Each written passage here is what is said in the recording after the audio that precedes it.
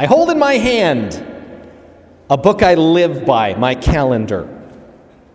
If anybody ever wants to have a cruel April Fool's joke, steal this. You could get a huge ransom.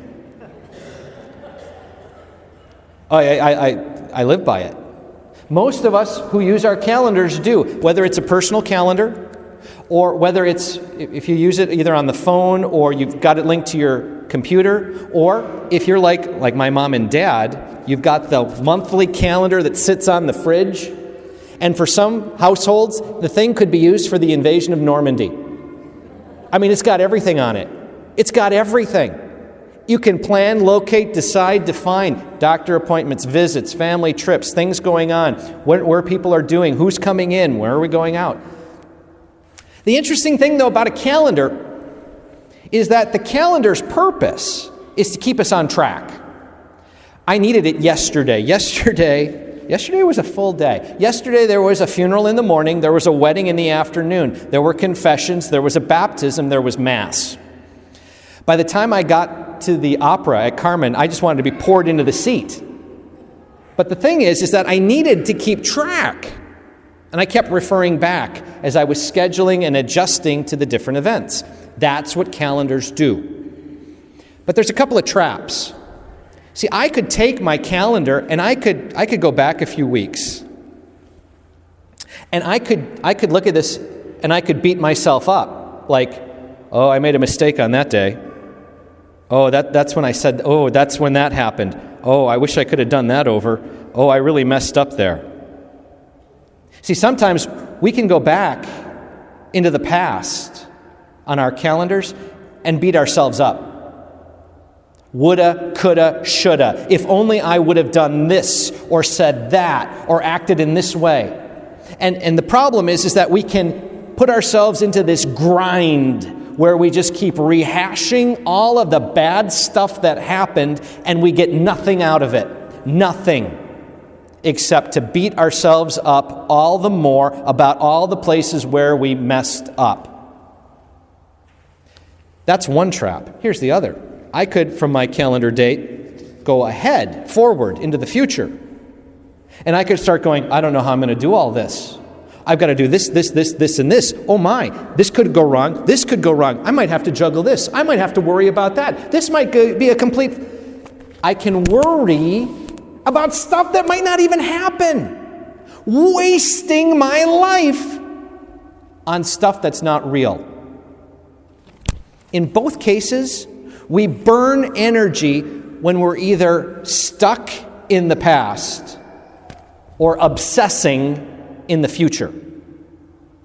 The power behind the calendar is to say, what's going on today? What is on my plate right now? What do I got to deal with?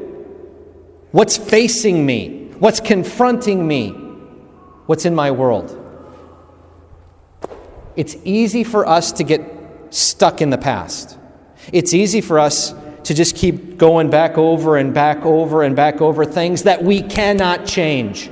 It's done. It's happened. It's over. I can't fix that.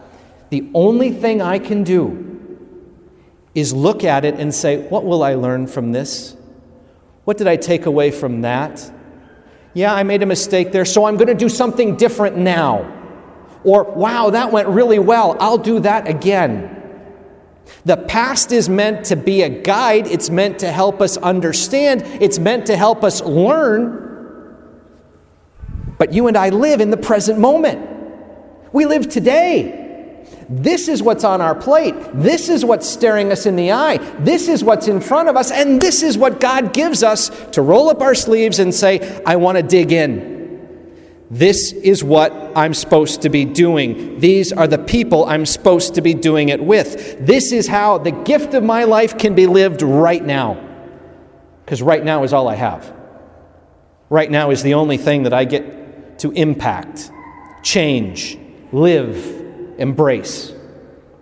Now, part of the work of today might be to build a plan. It might be to put things on the calendar. It might be to set things up for the future. That's part of today's work. But I can't be living in what's going to happen a week from now, a month from now, a year from now, because I might be missing the very thing that's staring me in the eye at this moment. We learn from the past. We build for the future, but we work and live and love today, because today's got plenty for us to do. There are people in our life that we are called to and invited to help right now. People in our life that we can love, forgive, care for, reach out to, support, inspire, strengthen, bring hope, bring life to today. Today. And so today is the chance, the opportunity, and the gift to focus on. See, in the ancient world, people were worried about when the world was going to end. They were worried. Things haven't changed. 2,000 years later, people still obsess about when's it going to end? When's God going to pull the plug? When's it all over? Doesn't matter. What matters is that you and I give 110% to this moment. And here's why.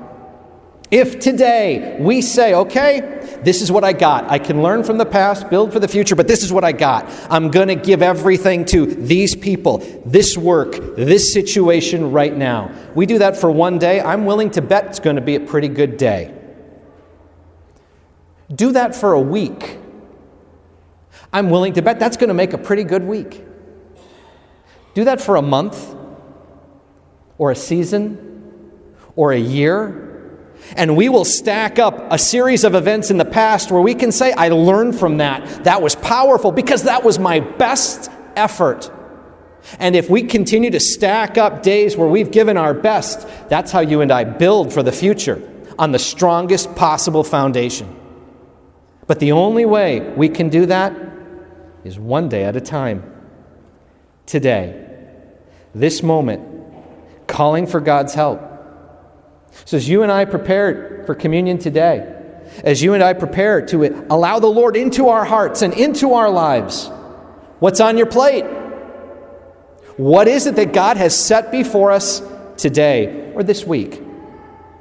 May the communion we receive strengthen us to give it our best, inspire us to focus in this moment, this gift, this life, and live it for the Lord to our very best. God bless you all.